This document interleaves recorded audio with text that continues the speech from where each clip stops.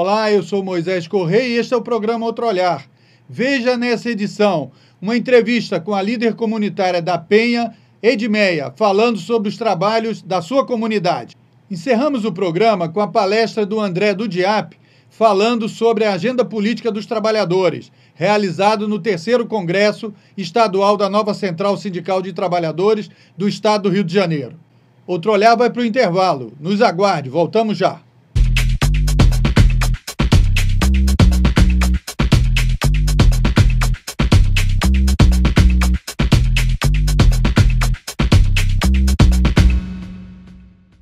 Eu estou aqui para falar sobre algo muito grave.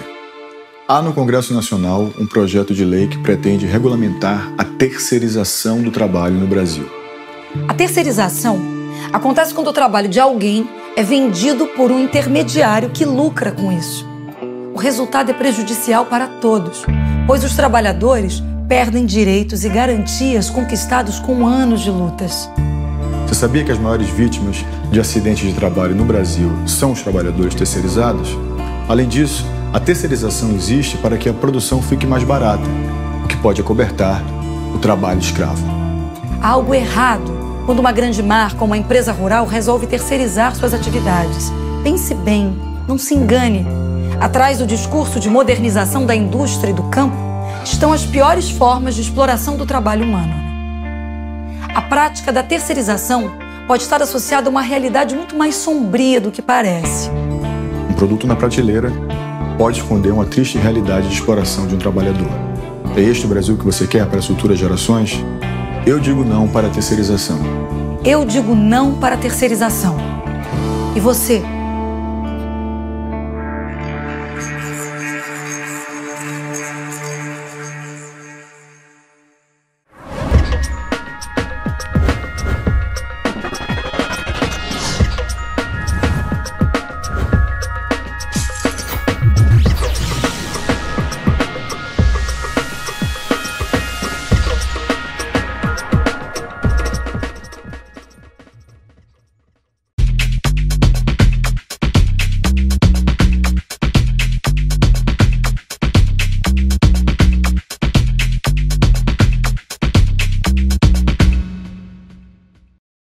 Outro Olhar mostra agora a entrevista direto da Penha com a líder comunitária, presidente da Associação de Moradores do Conjunto Habitacional Bento Cardoso.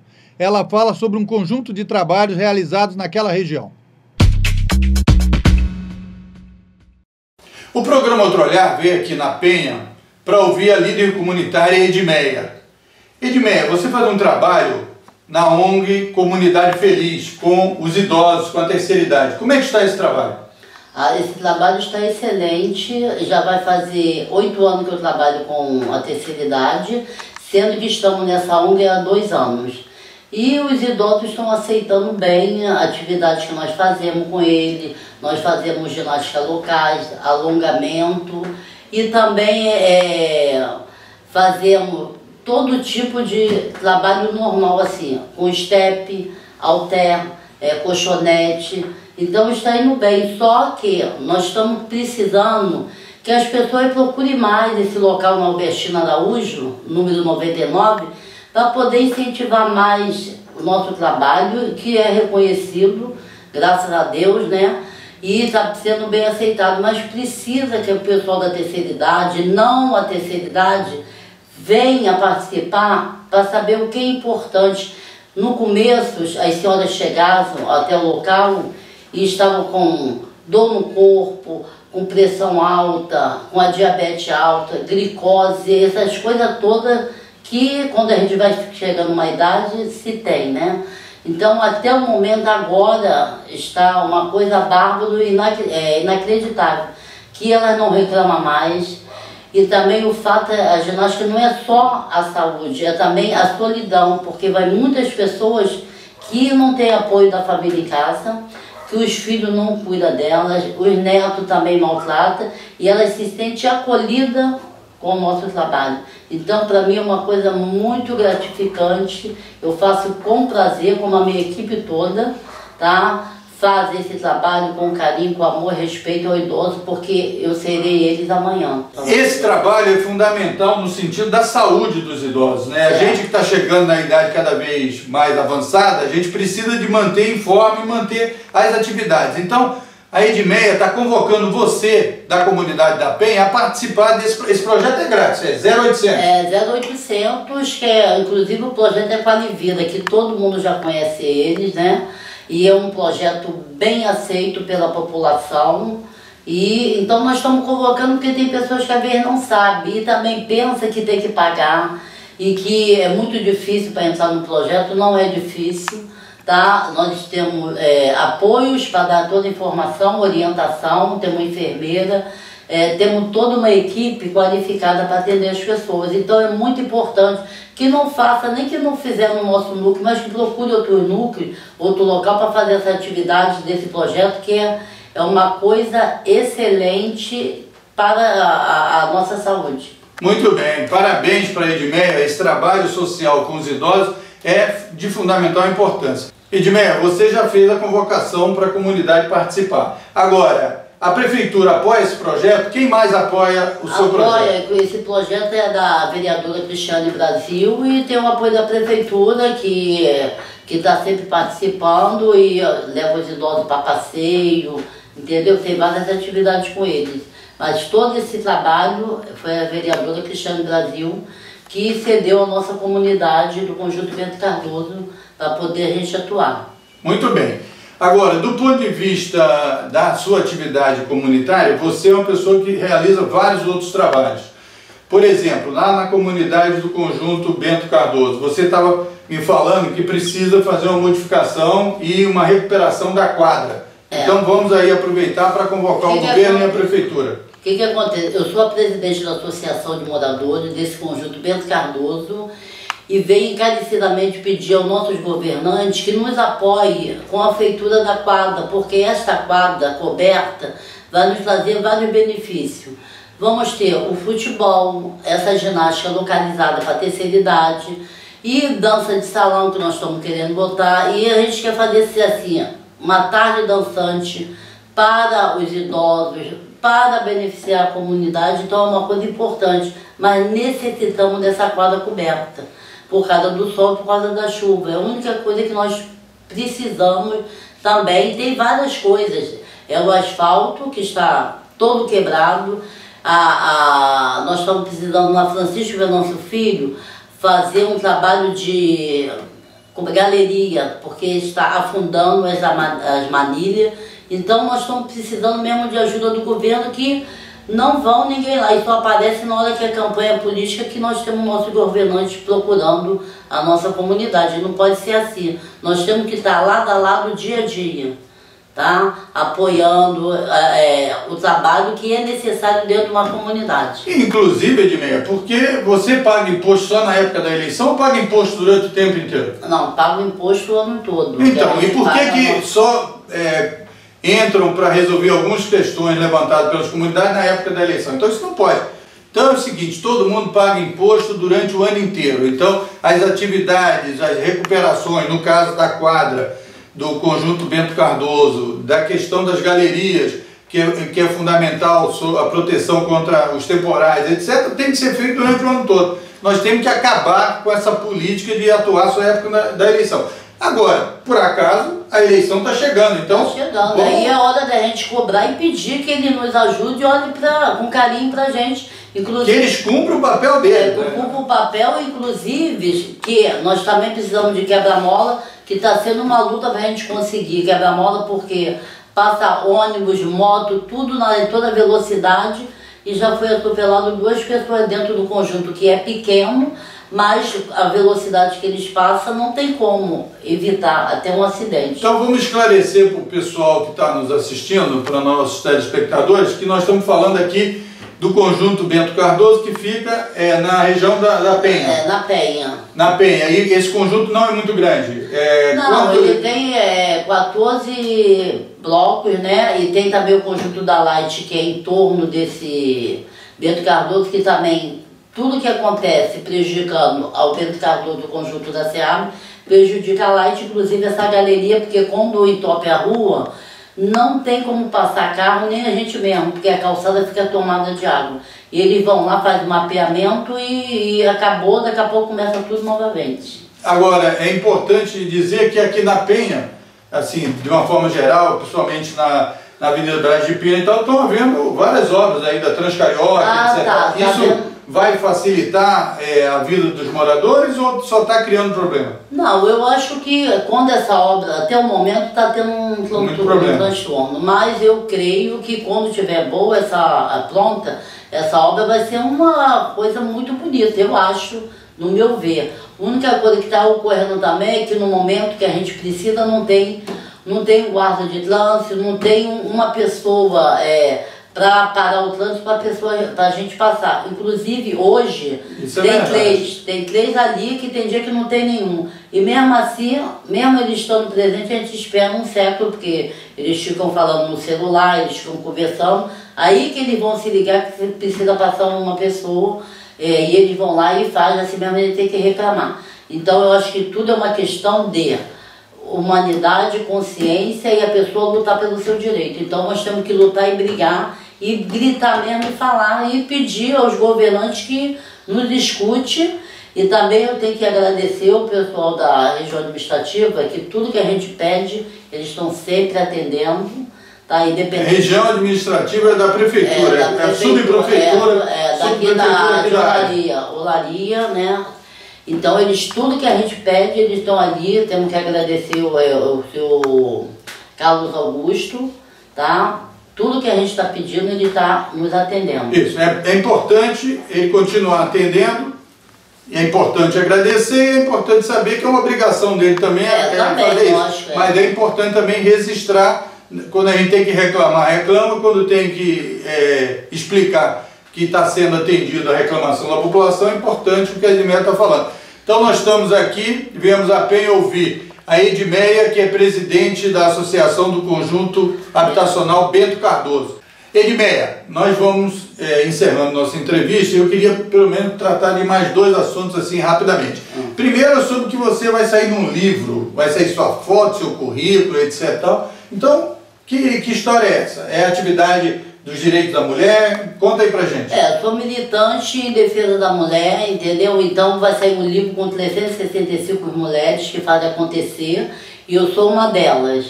Então estou muito feliz quando eu recebi o convite, porque eu sempre lutei pelo direito da mulher e pelo direito do nosso povão, né? Que a gente tem que lutar, porque eu sou de uma comunidade também carente e estou aqui lutando para me crescer, mas tudo com lealdade e honestidade, que é o meu foco. Então, como eu fui convidado, eu aceitei com todo carinho, porque eu participo de todas as atividades, todas as reuniões que eu possa comparecer, eu estou apoiando. A Arena Carioca me convida, a Clínica da Família me convida, eu vou para Fanrio, que eu também participo lá da reunião.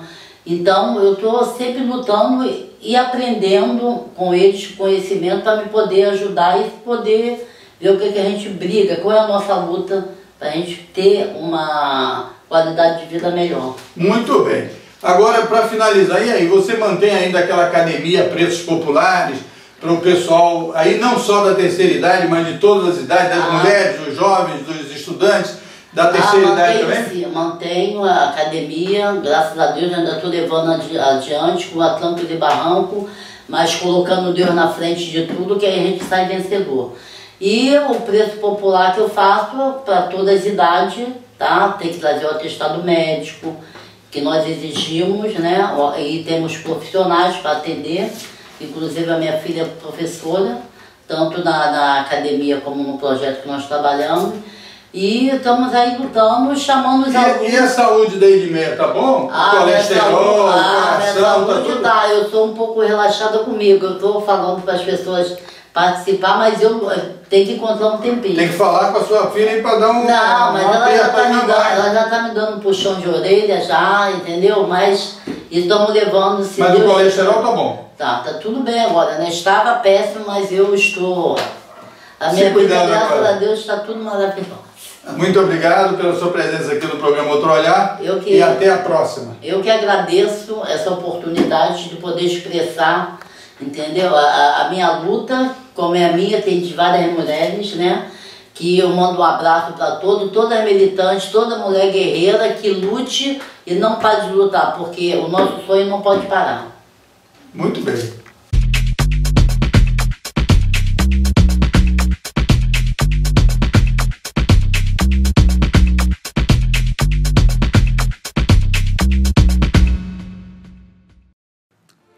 Olá, eu sou Osmar Prado e estou aqui para falar sobre algo muito grave.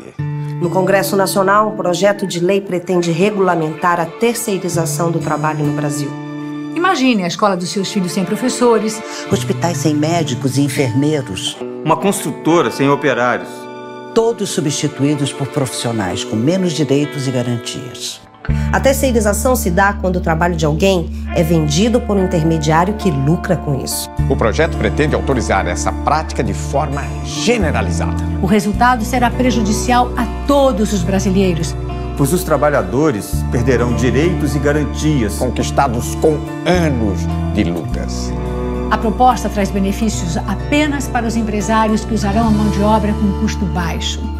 Basta lembrar que os maiores índices de acidentes de trabalho que hoje ocorrem no Brasil atingem os trabalhadores terceirizados. Caso ocorra a aprovação desse projeto, teremos redução dos atuais salários e empresas sem empregados, pois todos serão terceirizados. A terceirização existe para que a produção fique mais barata, o que pode acobertar o trabalho escravo no Brasil. Não podemos permitir que poucos ganhem com o trabalho de milhões. Esse é o Brasil que você quer para as futuras gerações? Eu digo não. Eu digo não. Eu digo não. Não para a terceirização do trabalho. E você?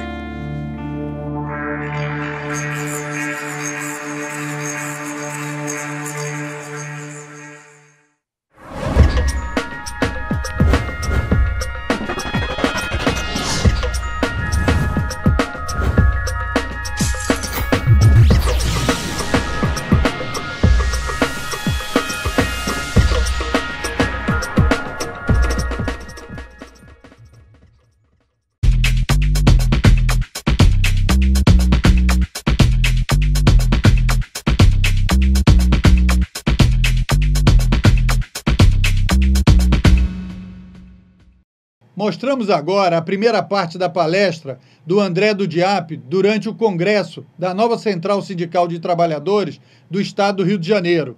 Ele debateu sobre a agenda política dos trabalhadores em Brasília. A ideia é a gente trabalhar essa agenda, mas para trabalhar essa agenda a gente tem que saber uma série de coisas, principalmente a composição dessa agenda, o que compõe essa agenda, quais são os projetos, os atores e os fatores que podem atrapalhar ou ameaçar essa agenda de evoluir, ou naquelas que a gente quer rejeitar, quais são também os fatores que podem ameaçar. Bom, primeiro são, como eu falei, oportunidades e ameaças. Nós temos uma agenda recheada de oportunidades e temos uma agenda recheada de ameaças. E essas ameaças têm sido mais presentes na pauta do Congresso Nacional, porque justamente retiram os direitos dos trabalhadores dentro de uma casa que tem um conceito um pouco mais conservador do ponto de vista do que é direito social e direito dos trabalhadores. A gente tem uma casa que mais à frente a gente vai ver de composição, que ela tem uma maioria patronal, uma maioria ampla patronal, e que também faz maioria dentro da base do governo. E essa composição atrapalha um pouco o avanço de uma agenda mais social, uma agenda mais prospectiva para o trabalhador.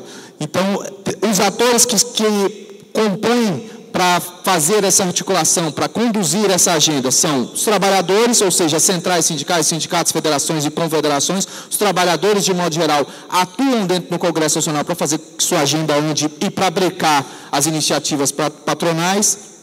Os empresários, da mesma forma, atuam para que a agenda patronal avance e para brecar aquilo que eles entendem de avanço do ponto de vista dos trabalhadores e que podem atrapalhar a agenda empresarial do ponto de vista de lucro, do ponto de vista de mais direitos para os trabalhadores e uma série de questões. Então, eles atuam dessa forma também. E o governo em uma série de questões que também envolvem a relação entre os trabalhadores, o governo atua em alguns casos, dos servidores públicos, até mesmo para rejeitar ou para evitar avanço da agenda dos trabalhadores em geral, dos servidores públicos. Então, a gente tem que fazer a análise dessas bancadas ou essa conjuntura para poder ver como atuar dentro do Congresso Nacional e fazer com que a nossa agenda, com que os nossos projetos possam avançar. Temos que avaliar também o momento político. Em geral, qual é o melhor momento para se trabalhar uma agenda? Por exemplo, o momento de crise justificavam que não podia se reduzir jornada porque o mundo inteiro estava em crise econômica e não podia se reduzir jornada. Era o momento em que a gente mais discutiu redução de jornada. Então, não foi necessariamente um erro, mas foi estrategicamente, ficamos penalizados porque existiu uma justificativa plausível para o setor patronal, porque existia uma crise mundial do setor econômico e que isso podia ter relações diretas com o Brasil, se houvesse uma redução da jornada de trabalho. Então, o momento político, avaliar o momento em que a gente pode realmente emplacar uma agenda para aprovar. Mas na frente eu vou falar da agenda do fator previdenciário, por exemplo. Eu acho que é o melhor momento para se aprovar o fator previdenciário. E eu vou explicar por quê. E aí, por exemplo, eleições. As eleições que tem em 2014. A agenda foi muito antecipada dessa eleição.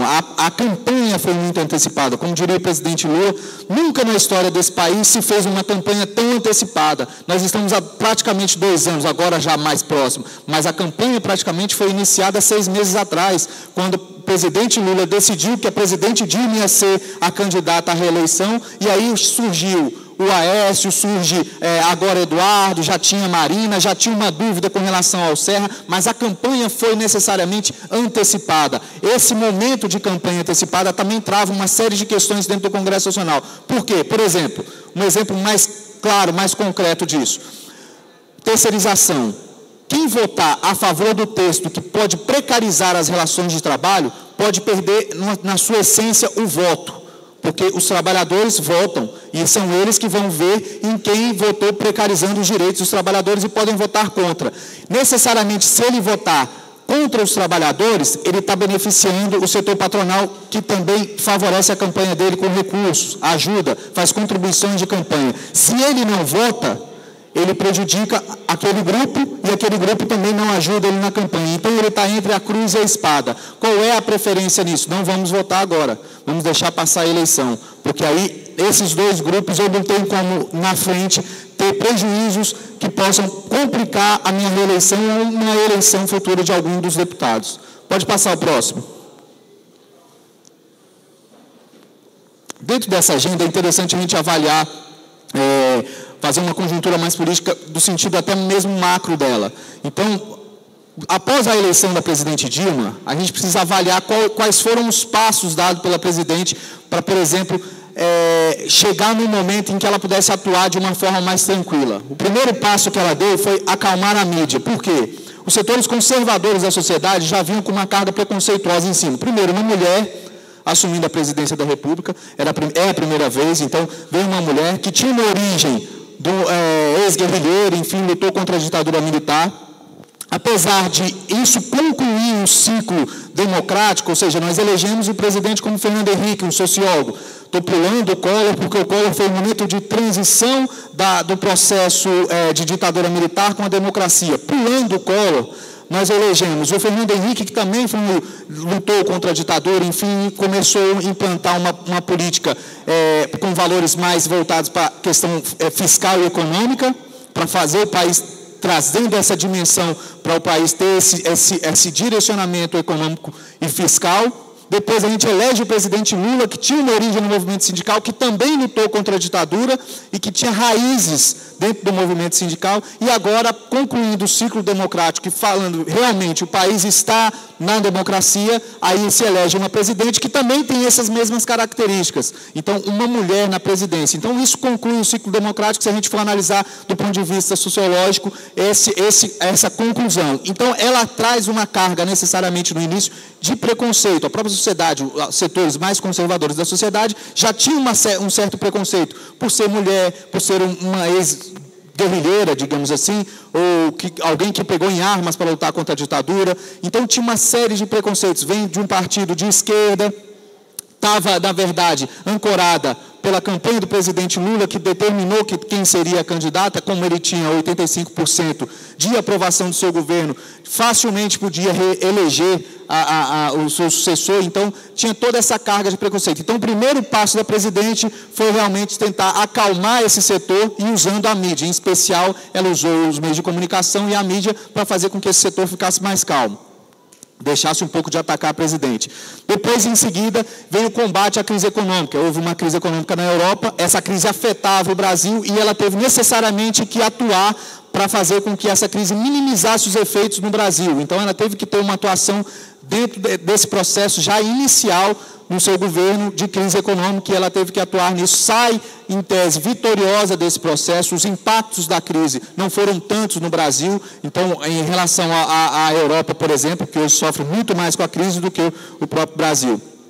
Aí ela entra num outro estágio, que são, alguém falou aqui das privatizações, mas o governo não usa esse termo, usa concessão. Mudou o nome, é semelhante, mas não é a mesma coisa, terceirização e concessão. Então, ela abre as estatais para a iniciativa privada através de concessões, ou seja, portos, aeroportos, as rodovias, enfim, agora esse leilão do pré-sal. Então, essas concessões, eu não estou falando privatização, são concessões, essas concessões foi uma outra etapa que a presidente iniciou dentro desses seus 2 primeiros anos de governo.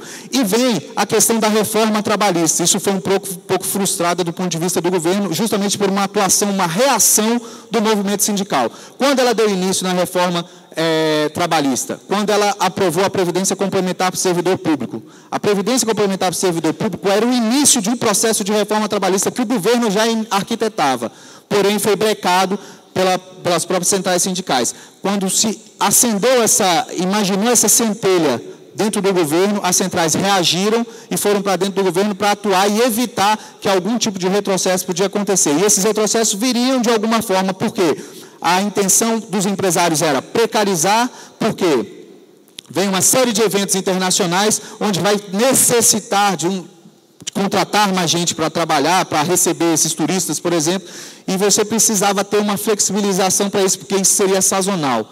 Sendo assim, alguns setores em geral, as centrais sindicais atuaram para evitar que o governo encampasse esse tipo de projeto, como, por exemplo, trabalhador intermitente, que seria um contrato de trabalho diferenciado. Isso estava sendo conversado justamente no Ministério do Desenvolvimento, Indústria e Comércio, mas foi abortado porque houve uma reação muito grande das centrais sindicais. Tanto é que aí um deputado apresenta esse projeto em seguida, porque viu que a proposta não ia avançar do ponto de vista do Executivo, então ele leva para o Legislativo para tentar fazer com que isso avance. Depois a gente comenta um pouco mais desse projeto mais à frente. Então, esses são os primeiros movimentos da presidente Dilma nos seus 2 primeiros anos de governo. Todos sabem que, em tese, esses 2 primeiros anos são para arrumar a casa.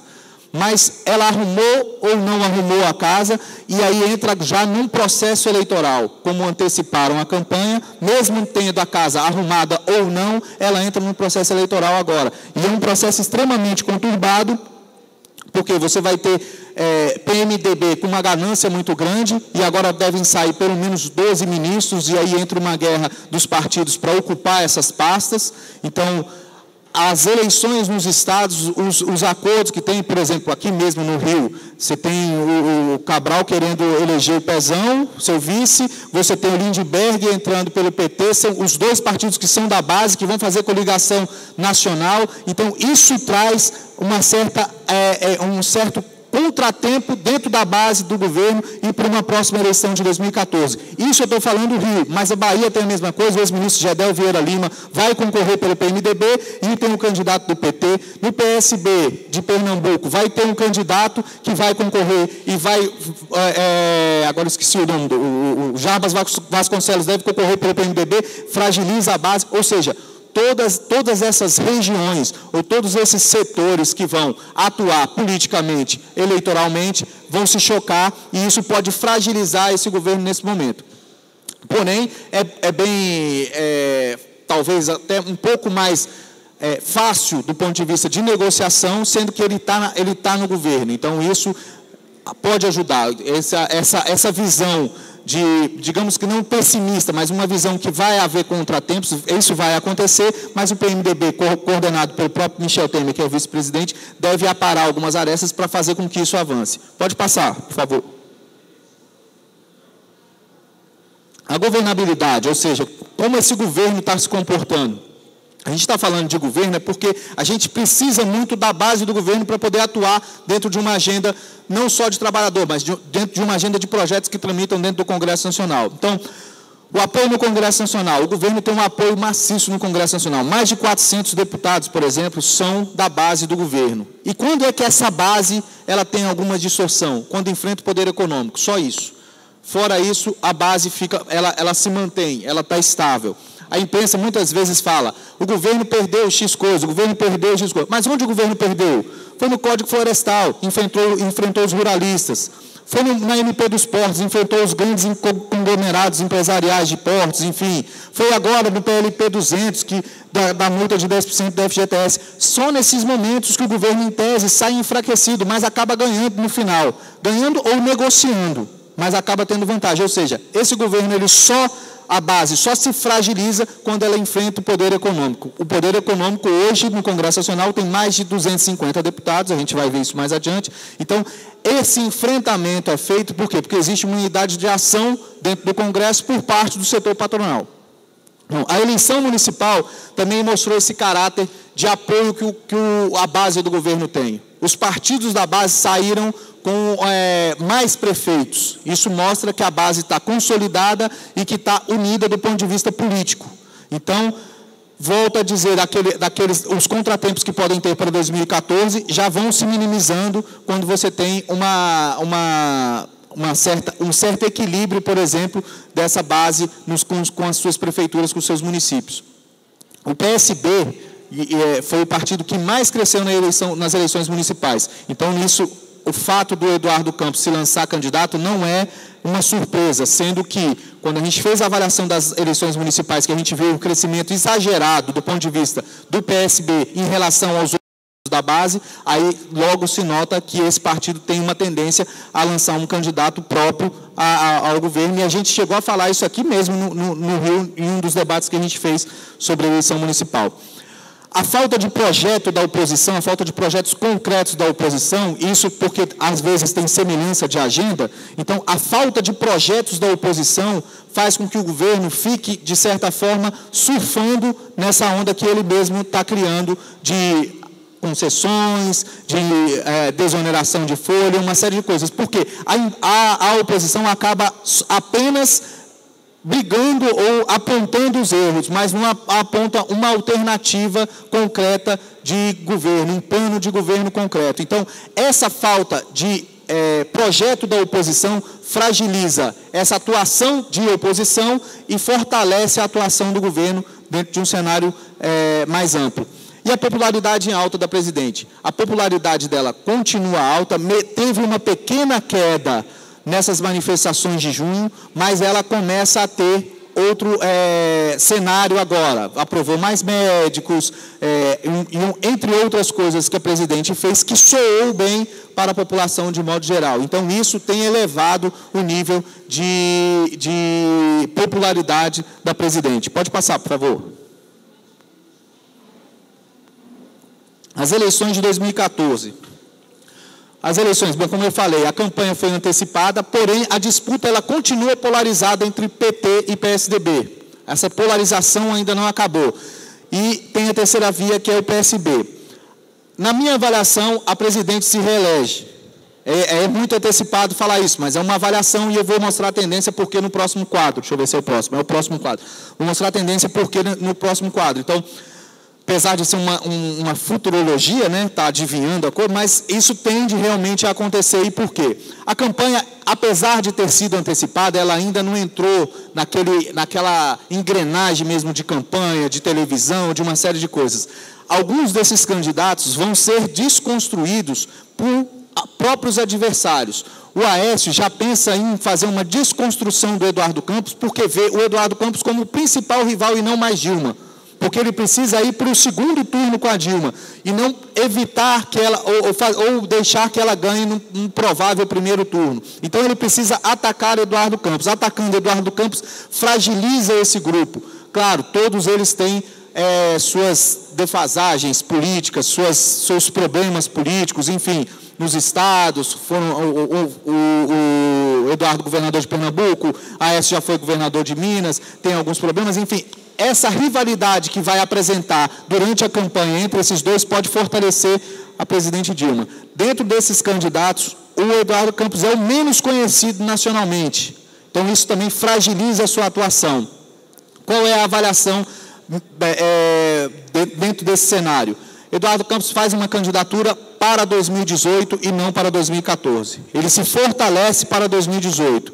Aí, talvez, num cenário em que tenha um segundo turno entre Aécio e Dilma, ele apoia a Dilma novamente, que faz parte do mesmo programa de governo. Quem assistiu e tem assistido os discursos do Eduardo Campos tem visto que faz parte do mesmo projeto de governo, e ele volta para a base do governo, só que num cenário diferenciado, talvez com uma pasta de ministro, talvez como ministro da Fazenda, quem sabe. Então, ele acaba se consolidando para 2014. Isso é interessante avaliar, porque para 2018, desculpa, 2014, possível reeleição de Dilma, 2018, aí já não tem mais reeleição e o PT teria que lançar um novo candidato. Talvez isso saia fortalecido nesse processo, Eduardo Campos, que em 2018 teria uma força um pouco maior. As vantagens da presidente Dilma. As coligações que o partido tem feito em nível nacional vão dar muito tempo de televisão. Isso favorece muito para o candidato. O tempo de televisão é essencial numa campanha.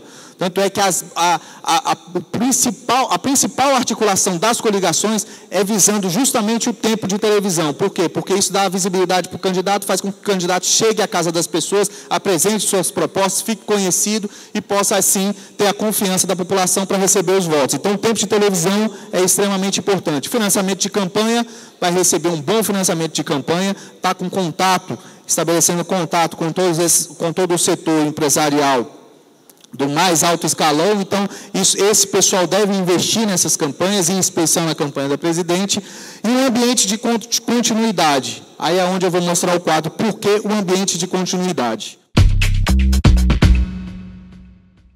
Vamos para um pequeno intervalo e voltamos com a continuidade da palestra do André do Diap.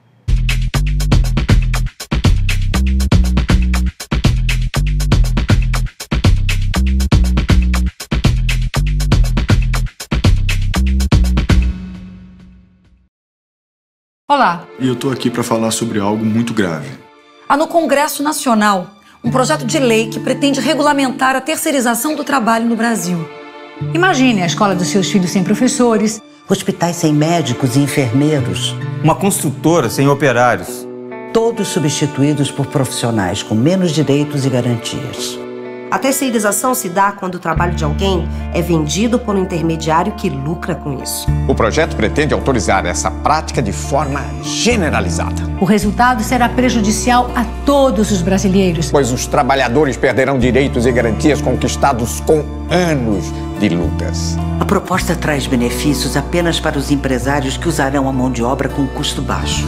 Você sabia que as maiores vítimas de acidentes de trabalho no Brasil são os trabalhadores terceirizados? Caso ocorra a aprovação desse projeto, teremos redução dos atuais salários e empresas sem empregados, pois todos serão terceirizados.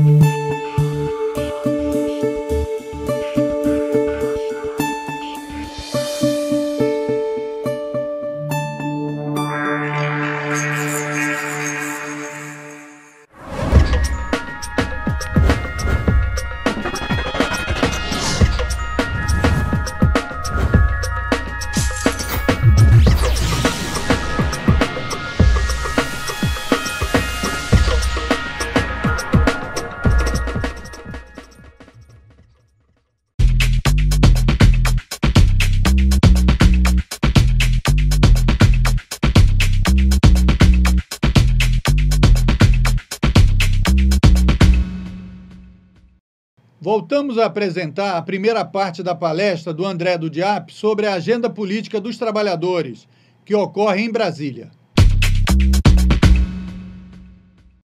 Esse quadro aqui, não sei se está todo mundo enxergando aí bem o quadro, mas é só para a gente ter uma ideia, e vocês têm, acho que uma cópia, né? Ah, legal, então tem uma cópia, dá para acompanhar. Esse quadro é o seguinte, então a gente pega os movimentos de todos os presidentes após o processo de redemocratização, para a gente ver, analisar o cenário em que foram eleitos esses presidentes e ver que nível que isso se dá para a gente poder avaliar o próximo ou tentar avaliar uma próxima eleição. Então, a gente não é uma avaliação, como eu falei, uma futurologia, a gente faz uma análise do conjunto para ver o que isso pode gerar. Por exemplo, aqui no Sarney, que aí foi a transição também do Sarney, foi eleito o Collor. A expectativa era de mudança, e vocês se lembram, o Collor tinha um discurso muito bonito de os marajás, vamos acabar com os marajás, enfim, toda aquela questão que ia impor uma certa moral ética dentro do país, enfim, retomando isso, um processo em que nós vínhamos de uma ditadura militar que não tinha o voto direto, o primeiro voto direto elege o Collor. O Collor não se sustenta porque não dá continuidade à própria agenda que ele criou, entre o Itamar como vice.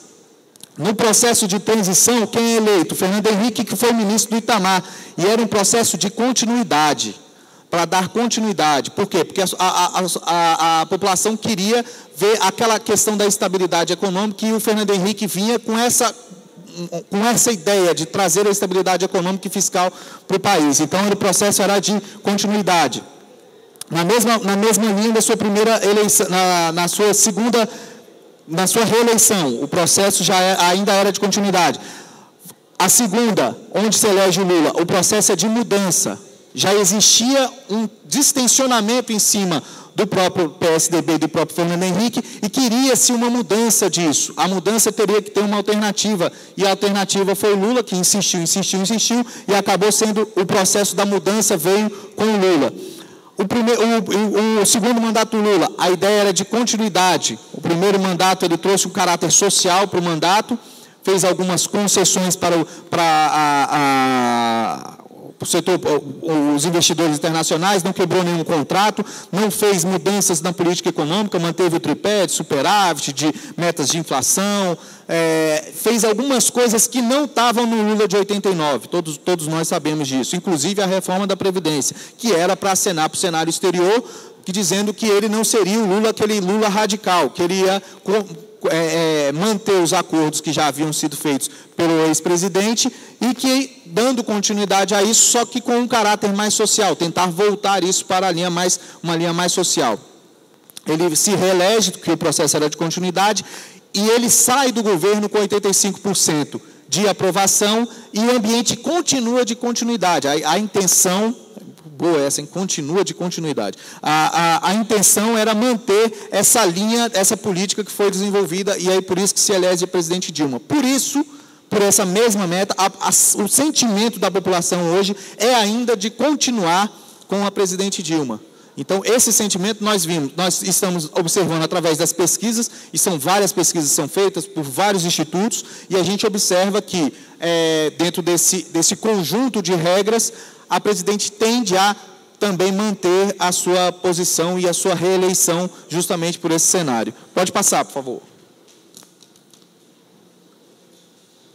Aí vamos falar um pouco das manifestações, para a gente entrar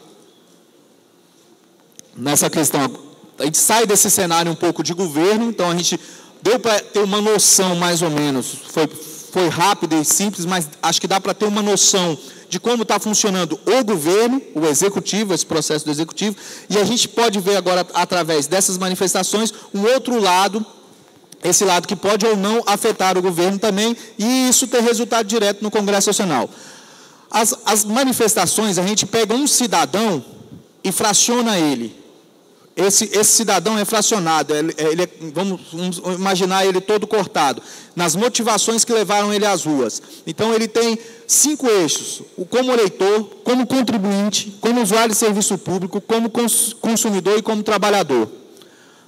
O cidadão, em algum momento em alguma dessas etapas, ele se questiona e questiona a atuação dele enquanto cidadão. Como eleitor, ele vai às ruas e reclama. Por quê? Porque ele não mais se sente representado dentro do modelo de democracia que nós escolhemos, a democracia representativa, ou seja, nós elegemos alguém para nos representar, para construir políticas públicas, para votar projetos, para fiscalizar as ações do governo em nosso nome. mas o eleitor não se sente mais representado desse grupo que ele se elegeu. Isso traz uma revolta, isso também faz com que o cidadão vá às ruas. Do ponto de vista de contribuinte, ele contribui, mas vê que esse dinheiro que está contribuindo está sendo desviado, não tem o devido uso para aquelas atividades essenciais da população, da sociedade de modo geral. Então, isso também revolta do ponto de vista do contribuinte. Diz o usuário de serviço público, nem se fala. Educação, saúde, segurança, isso tudo precário, então ele também se revolta desse ponto de vista. De consumidor, ele tem um medo da volta da inflação, da volta o preço alto, enfim, de uma série de coisas que ele hoje tem acesso e que pode amanhã não ter. Então, esse medo, que em geral é passado pela própria imprensa, também faz com que o cidadão, do ponto de vista do consumidor, faça que ele vá às ruas, por exemplo, num cenário mais que ele vislumbra desastroso de futuro.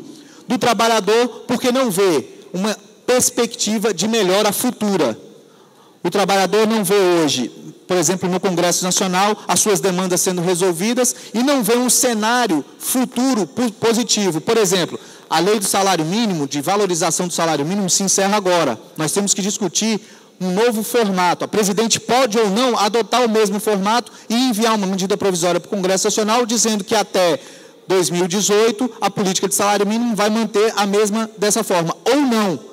Provavelmente não, porque a pressão patronal está muito grande dentro do governo para evitar que as negociações em cima do salário mínimo sejam com base nessa que já existe. Então, esse cenário também conturba um pouco, traz uma certa nuvem para os trabalhadores, isso que vai ter que ter uma atuação muito mais incisiva com o governo, porque vai ser a principal negociação daqui para frente, que é o salário mínimo. Então, as motivações das manifestações, a gente pode caracterizar um cidadão dessa forma.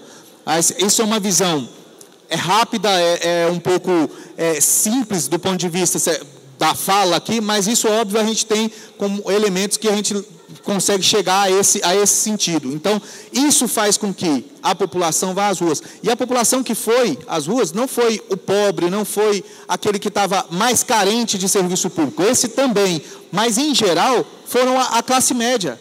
Nas cidades, foram a classe média que foi às ruas. Foi ela que foi reivindicar, foi ela que foi brigar. Por que foi a classe média? Porque, com essa estrutura de 8 anos de governo do presidente Lula, não estou fazendo campanha para o presidente, mas essa estrutura que ele fez com que a pirâmide social mudasse, a pirâmide inchou no meio, ela era muito grande na sua base, que era onde estavam as pessoas mais carentes, e essas pessoas mais carentes ascenderam um pouquinho, ficaram ali no meio e se inchou essa pirâmide, e essa pirâmide que está no meio não está tendo acesso àquilo que é essencial para a sua manutenção naquela base da pirâmide, que é o meio, em tese. Então, isso fez com que essa sociedade fosse às ruas. Isso é positivo? É.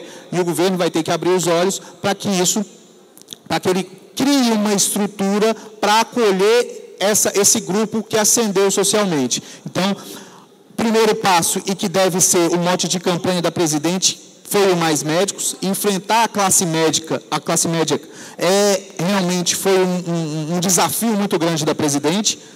Há 6 meses, essa medida provisória estava parada dentro da Casa Civil e ela não assinava, porque não era interessante o momento para assinar uma questão que você ia trazer médicos de fora, você tem todo um cenário ruim de trabalhadores que vêm de fora, não só da classe médica, mas engenheiros, administradores, e uma série de outros trabalhadores que vêm de fora porque os países estão em crise e vê no Brasil uma situação favorável economicamente, esses trabalhadores vêm de fora, e aí você também fazer liberar, em tese, essa vinda de médicos. Isso podia soar mal, mas ela acabou aceitando, entrando em acordo com o próprio ministro Padilha e realmente assinou a medida provisória.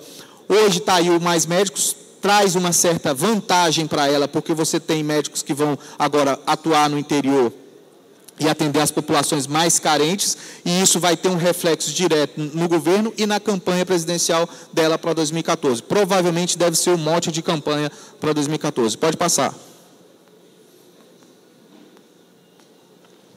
Agora vamos entender um pouquinho o setor patronal, como ele está estruturado. Isso aqui é também bem rápido, até porque a gente tem que andar rápido mesmo, o setor patronal, como ele está estruturado na Câmara. Quando foi a eleição dos presidentes da Câmara e do Senado, eu tomei a ousadia de escrever um texto dizendo que nós estávamos perdendo naquele momento porque íamos eleger 2 presidentes que não têm uma cultura de conversar com o movimento sindical.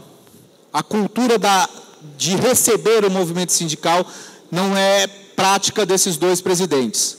E isso se consolidou. O Henrique recebe, em alguns momentos, presidente da Câmara, deputado Henrique Alves, recebe em alguns momentos, mas não delibera nada. Da mesma forma no Senado. O compromisso desses 2 parlamentares com os trabalhadores, com as centrais sindicais, não é tão próximo quanto era, por exemplo, do presidente Marco Maia, como era de outros presidentes que passaram pela Câmara dos Deputados.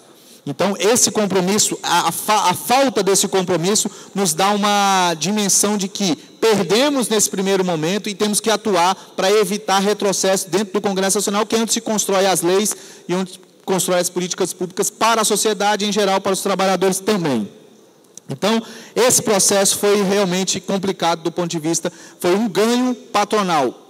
Os patrões têm mais acesso a esses 2, no caso, a esse poder, em tese. A desoneração da folha, isso foi uma demanda patronal atendida pelo governo e que aí acabou enfraquecendo o setor laboral. Por quê? Porque não houve uma contrapartida. Devia ter feito com contrapartida. Não tem problema nenhum desonerar, porque o governo é que está recompensando, por exemplo, no caso de desoneração da Previdência, o governo compensa com o dinheiro do Tesouro. Então, não teve defasagem para a Previdência, mas não teve nenhuma vantagem para o trabalhador. Qual foi a vantagem para o trabalhador? Por que a vantagem tem que ser só para o empresário? Então, não houve uma contrapartida para os trabalhadores. Tudo bem, quer desonerar o setor patronal? Vamos desonerar, mas vamos dar garantia de emprego. Ninguém vai demitir enquanto estiver desonerado. Ninguém pode demitir. As demissões aconteceram em massa. Então, não podia, tinha que ter uma regra que desse segurança para o trabalhador. Vamos, então, desonerar, mas vamos trazer a regulamentação do artigo 7º, parágrafo 1º, fim da demissão imotivada. A gente tinha que ter algo, uma carta na manga, para exigir do governo uma compensação porque ele estava dando de gorjeta para o setor patronal. Isso não houve. Isso é o quê? Um avanço do setor patronal. Diante desse avanço e de um cenário favorável aos patrões, o que eles fizeram? Lançaram essa cartilha, o livro, enfim, com 101 propostas de modernização das relações do trabalho.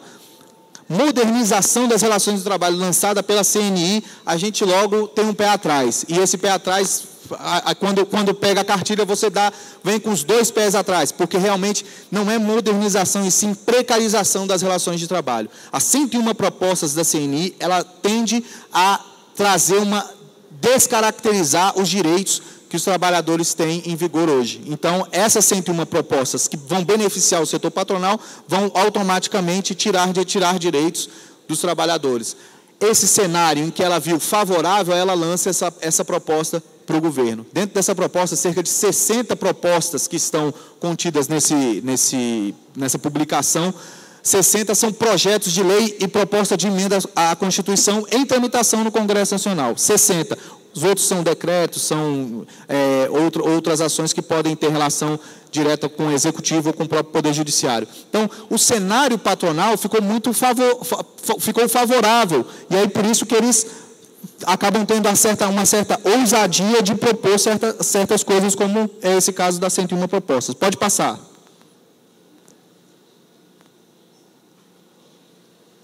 Como vocês têm aí mais de perto, dá para dar uma olhada aí. Esses 2 quadros são da base de apoio do governo no Congresso Nacional, Câmara e Senado. Aqui ainda não tem o Solidariedade, que é o partido do Paulinho, todos conhecem o Paulinho, presidente da Força. Ele montou um partido, chama Solidariedade. Esse partido está com uma bancada de 18 parlamentares. E não tem o PROS, um outro partido que foi também criado recentemente e que não está ainda nesse levantamento. Vocês me perdoem, mas justamente pelo tempo mesmo que eu tive para montar essa palestra aqui, os slides, e aí acabou que eu não incluí esses partidos ainda, mas existem esses 2 partidos. O Solidariedade, apesar do Paulinho e do líder hoje da bancada, que é o Francisquini, não tem a intenção de ficar na base do governo, o partido se declarou como da base do governo também. Então, não modifica muito esse cenário que a gente está mostrando aqui. Essa parte de vermelho, que vocês têm aí impresso, são partidos que fazem parte da base do governo. A parte de azul são partidos que fazem parte da oposição ao governo. Então, veja como é fragilizado, desse ponto de vista, a base a oposição nesse cenário de governo hoje. Então, essa fragilidade faz com que o governo atue, de certa forma, com certa tranquilidade dentro do Congresso Nacional. Pode passar. E essa é a bancada, essa última aqui, número 1, é a bancada atual de dirigentes sindicais ou bancada sindical e com a bancada patronal. Essa é número 1. A azul é a bancada patronal. A de alaranjado ali é a bancada sindical, a bancada de trabalhadores. Veja que tem uma diferença muito grande. Esse universo aqui são de 513 deputados, 273 são empresários, declarados empresários, atuam na agenda empresarial. Veja que a gente não teve um crescimento da nossa bancada tão satisfatório quanto foi o crescimento da bancada empresarial. Aqui eu estou pegando da Constituinte, então vamos fazer a conta aqui. Vocês estão com o papelzinho, dá para fazer a conta, se quiser anotar. Aqui é a Constituinte, em tese 88, aqui é a Reforma Constitucional. Então, eu estou começando do número 7 para voltando. Então, o número 7 seria na Constituinte. Nós tínhamos uma bancada com 47 deputados. O setor patronal, empresarial, tinha uma bancada de 167 deputados, ou congressistas. Então, esse cenário foi o cenário da Constituinte. E, mesmo assim, foi exitoso, porque avançamos em uma série de coisas que, hoje, pendente de regulamentação, como comentou o Calixto aqui, mas que já estão na Carta Constitucional. Essa pendência de regulamentação que é regulamentação da greve do setor público, regulamentação da demissão imotivada, e uma série de outras questões que estão em discussão na Câmara, mas justamente por ter um cenário ruim do ponto de vista dos trabalhadores dentro do Congresso, fica difícil de discutir e avançar em alguns temas como esses. O outro seria da reforma constitucional. A reforma, a gente tinha 21 deputados ou congressistas contra 201 que eram empresários. Aí vem o primeiro ano do governo Fernando Henrique, 29 deputados contra 166 dos empresários. O segundo ano do Fernando Henrique, 44 da base sindical, 145 da base empresarial. Vem no governo Lula, veja que diminui um pouco a influência empresarial dentro do Congresso. E por quê? Porque existia todo um clamor em cima do presidente, a campanha que estava sendo desenvolvida de um trabalhador. Então, isso fragilizou a atuação patronal naquele momento. E eles perceberam isso, e vou mostrar por que perceberam. Elegeram uma bancada de 102 parlamentares. Nós tínhamos 60. Repetimos os 60 no segundo mandato do Lula, eles aumentam um pouquinho para 120. Nesse momento, os empresários fazem uma reunião para a eleição seguinte, dizendo que eles não estavam sendo ouvidos pelo governo federal, pelo Poder Executivo, que estavam fora das negociações e precisavam eleger uma bancada para fazer frente ao governo e ao setor laboral, ou seja, as entidades de trabalhadores, porque eles estavam, em tese, perdendo dentro do Congresso Nacional e não tinham voz dentro do Executivo. Aí foi que saiu uma matéria, inclusive, vocês devem ter tido a oportunidade de ler, uma avaliação no valor econômico, em que a presidente da CNA, Cátia Abreu, atual senadora, falou que nós vamos levar não mais os nossos representantes, mas nós vamos nos eleger deputados e senadores para representar e para defender aquilo que nós entendemos como nossa pauta prioritária. E aí foi que eles elegeram 273 empresários, declaradamente empresários, que atuam nesse setor dentro do Congresso Nacional. Essa eleição patronal, isso mostra a fragilidade que nós estamos dentro do Congresso, que é o principal poder de atuação das entidades sindicais de trabalhadores e da sociedade de forma geral, porque é onde a gente... A segunda e última parte da palestra do André do DIAP sobre a agenda política dos trabalhadores, nós mostraremos na próxima edição. Outro Olhar vai ficando por aqui. Até a próxima edição. Tchau.